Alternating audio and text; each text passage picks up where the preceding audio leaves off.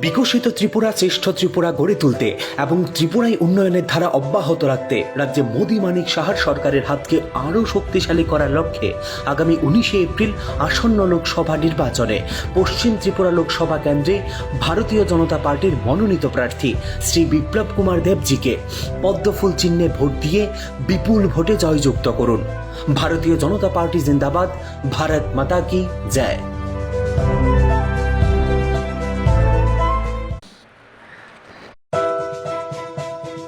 বিকশিত ত্রিপুরা শ্রেষ্ঠ ত্রিপুরা গড়ে তুলতে এবং ত্রিপুরায় উন্নয়নের ধারা অব্যাহত রাখতে রাজ্যে মোদী মানিক সাহার সরকারের হাতকে আরও শক্তিশালী করার লক্ষ্যে আগামী 19 এপ্রিল আসন্ন লোকসভা নির্বাচনে পশ্চিম ত্রিপুরা লোকসভা কেন্দ্রে ভারতীয় জনতা পার্টির মনোনীত প্রার্থী শ্রী বিপ্লব কুমার দেবজিকে পদ্মফুল চিহ্নে